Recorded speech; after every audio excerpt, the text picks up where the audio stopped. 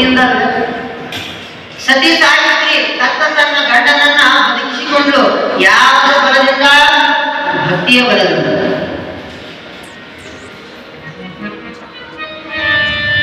ಗಾನ ಯೋಗಿ ಪಂಚಾಕ್ಷರಿ ಗವಾಯಿಗಳವರು ಲಿಂಗೈಕ್ಯರಾಗುವಂತ ಸಂದರ್ಭದೊಳಗ ಹೋದ ಜೀವವು ಶಿವನ ಮರಳಿ ಕೊಟ್ಟ.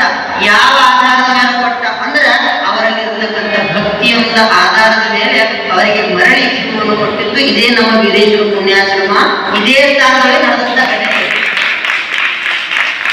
ಭಕ್ತಿ ಭಕ್ತಿ ಅನ್ನೋದು ಬೇಕಲ್ಲ. ಭಕ್ತಿಯಿಂದ ನೈವೇದ್ಯ ರಸ.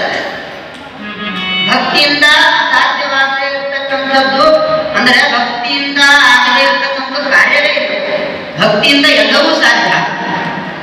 ಮತ್ತೆ ಮುಂದಿನ ಸಾಲಿನಲ್ಲಿ ಕರೀತಾರೆ, ಇನ್ನೊಬ್ಬ ಮತ್ತೊಬ್ಬ ಗುರುವೆಂದು ಹುಡುಕಾಡುವನು ಶಿಷ್ಯನಲ್ಲ. ಗುರು ಒಬ್ಬನೇ ಇರ್ತಾನೆ. ಅದು ಉಟ್ಕೊಂಡು ಬಟ್ಟೆ ಇದ್ದಾಗ ಅಲ್ಲ ಗುರು ಅಂದ್ರೆ. ಇವತ್ತು ನನಗೆ ಈ ಬಟ್ಟೆ ಚಂದ ಅಂದ್ರೆ ಕುರ್ಚಿ ಬಿಚ್ಚಾಕ ಒಕಾಟಿ ಮತ್ತೊಂದು ತಗೊಂಡು ಅದು ಬಿಸಾಕಿ ಮತ್ತೊಂದು ತಗೊಳಕ ಆ ಗುರು ಅನ್ನೋದು ಇರ್ತಕ್ಕಂಥ ಬಟ್ಟೆ ಅಲ್ಲ. ಗುರು ಅಂದ್ರೆ ಯಾರು? ನಮಗೆ ಕಲಿಸ್ತಕ್ಕಂಥವನು ಗುರು. ವಿಶೇಷವಾಗಿ ಇವತ್ತು ಶಿಕ್ಷಕರ ದಿನಾಚರಣೆ.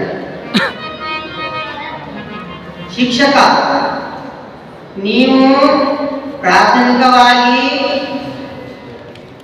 ಕಲಿತಕ್ಕಂಥ ಸಂದರ್ಭದಲ್ಲೂ ಶಿಕ್ಷಕರಿದ್ರು. ಪ್ರೌಢಾವಸ್ಥೆಯಲ್ಲಿ ಕಲಿಯುವಾಗಲೂ ಶಿಕ್ಷಕರಿರ್ತಾರೆ. ಮುಂದೆ ಕಾಲೇಜು ಹಂತದಲ್ಲಿ ಹೋದಾಗಲೂ ಶಿಕ್ಷಕರಿರ್ತಾರೆ. ಆದ್ರೆ ಸಾಯೋವರೆಗೂ ಇರ್ತಕ್ಕಂಥವ್ರು ಯಾರು? ಸಾಯೋವರೆಗೂ ಇರ್ತಕ್ಕಂಥವನು ಗುರು. ನಮ್ಮ ಧರ್ಮದ ದೃಷ್ಟಿಯಿಂದ ನೋಡಿದ್ರೆ ಗುರು ಬಹಳ ಉತ್ತಮ. ಯಾಕಂದ್ರೆ ಗುರುವಿನ ಪಾದೋದಕ, ಪಾದ ಉದಕ ಇದುಕೊಂಡು ಪಾದೋದಕ. ನೀವು ಸಂಧಿ ಸಮಾಸ ಕಲಿತಕ್ಕಂಥವ್ರಿಗೆ ಗೊತ್ತಿರ್ಬೋದು. ಪಾದದಿಂದ ಹುಟ್ಟಿರ್ತಕ್ಕಂಥದ್ದೇ ಪಾದೋದಕ. ಆ ಪಾದೋದಕ್ಕೂ ದೊಡ್ಡ ಮಹತ್ವ ಅದ. ಕಲ್ಲರಿನ ಬೆಳೆದರೆ ಈಗಾಗಲೇ ಅದ್ರ ಬಗ್ಗೆ ಹೆಚ್ಚಿಗೆ ಹೇಳೋದಿಲ್ಲ. ಗುರುವಿನಿಂದ ಏನು ನಮಗೆ ಅರಿತದೆ ಅಂದ್ರೆ ಒಂದು ದೃಷ್ಟಾಂತ ಹೇಳ್ತಾರೆ. ಸುಮ್ಮನೆ ಒಂದು ಆಶ್ರಮ, ನಮ್ಮ ವೀರೇಶ್ವರ ಪುಣ್ಯಾಶ್ರಮ ಅಲ್ಲ, ಸುಮ್ಮನೆ ಹಂಗ ಒಂದು ಆಶ್ರಮ ಏನಿರ್ತಾವ ಅಣ್ಣ. ಆ ಆಶ್ರಮದಲ್ಲಿ ಒಬ್ಬ ಗುರು ಇದ್ದ. ಗುರು ಇದ್ದ ಮೇಲೆ ಶಿಷ್ಯರು ಇರ್ಲೇಬೇಕಲ್ಲ, ಬೇಡ ಬೇಕು. ಶಿಷ್ಯರು ಇರ್ಲೇಬೇಕು. ಶಿಷ್ಯರು ಇದ್ರು, ಗುರು ಇದ್ದ. ಗುರುವಿಗೂ ವಯಸ್ಸಾಯ್ತು. ಇನ್ನೇನು ಈಗೋ ಆಗೋ ಸಾಂಬಜನ ಅನ್ನುವ ರೀತಿಯೊಳಗಿದ್ದ ಗುರು. ಆ ಸಂದರ್ಭದೊಳಗ ಶಿಷ್ಯರೆಲ್ಲರೂ ಗುರುವನ್ನ ಮುತ್ತಿಗೆ ಹಾಕಿ ಕೇಳ್ತಾರೆ, ಗುರುಗಳೇ, ತಾವು ನಮಗೆ ತಮ್ಮ ಜೀವ ಇರುವವರೆಗೂ ನಮಗ ಅನ್ನವನ್ನ ಕೊಟ್ಟಿದ್ದೀರಿ, ನಮಗೆ ವಿದ್ಯಾವನ್ನ ಕೊಟ್ಟಿದ್ದೀರಿ, ನಮಗೆ ವಸ್ತ್ರವನ್ನ ಕೊಟ್ಟಿದ್ದೀರಿ. ತಮ್ಮದು ಏನಾದರೂ ಕೊನೆಯ ಸಂದೇಶ ಏನಾದರೂ ಇರ್ಬೋದೆ? ತಮ್ಮ ಕೊನೆಯ ಸಂದೇಶ ಏನಾದರೂ ಇದ್ದರೆ ನಮಗೆ ಹೇಳಿಕೊಡ್ರಿ ಅಂತ ತಿಳ್ಕೊಂಡು ಯಾರು ಹೇಳ್ತಾರೆ? ಶಿಷ್ಯರು ಕೇಳ್ತಾರೆ. ಅವಾಗ ಗುರು ಅಂತ, ಗುರು ಏನಂತಿರ್ಬೇಕು? ಅದಕ್ಕೆ ನಾವು ಗುರುಗಳ ಮಾತನ್ನ ಕೇಳ್ತೀವಲ್ಲ, ಕೆಲವೊಮ್ಮೆ ಗುರುಗಳ ಮಾತು ಅರ್ಥ ಆಗೋದಿಲ್ಲ. ಗುರುಗಳ ಮಾತು ಬೇಗ ನಮಗೆ ತಿಳಿಯುವುದಿಲ್ಲ. ಸ್ವಲ್ಪ ತಾಳ್ಮೆಯಿಂದ ಗುರು ಏನು ಹೇಳ್ತಾನೆ ಅನ್ನೋದನ್ನ ಕೇಳಬೇಕು.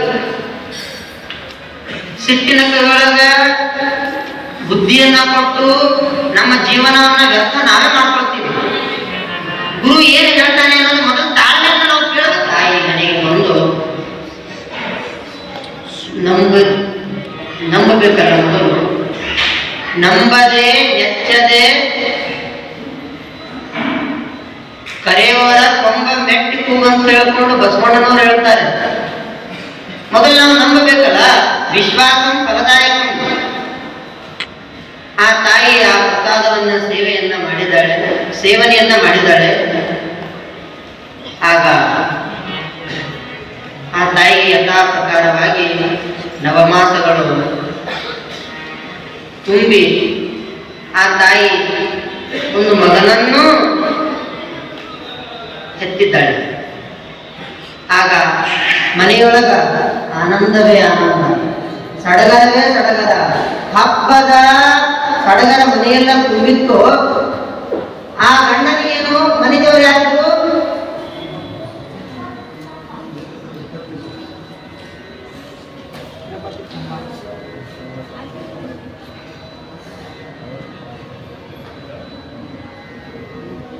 ಮನೆಯೊಳಗ ಮನೆಯ ಜಗಲಿ ಮೇಲೆ ಯಾರ ದೇವರ ವಿಗ್ರಹ ಇತ್ತು ಅಂದ್ರೆ ಅವರ ಮನೆ ದೇವರು ಯಾರಂದ್ರೆ ತಿರುಪತಿ ತಿಮ್ಮಪ್ಪ. ಆ ತಿರುಪತಿ ತಿಮ್ಮಪ್ಪಗ ನೋಡ್ರಿ ಹೆಂಗೈತಿ. ತಿರುಪತಿ ತಿಮ್ಮಪ್ಪ ನೀವ್ ಏನಾದ್ರು ಹೋದ್ರಿ ಅಂದ್ರ ಅಲ್ಲಿ ಒಳಗೆ ಹೋಗ್ಬೇಕಂದ್ರೆ ಮೊದಲು ಏನ್ ಮಾಡ್ತಾರ?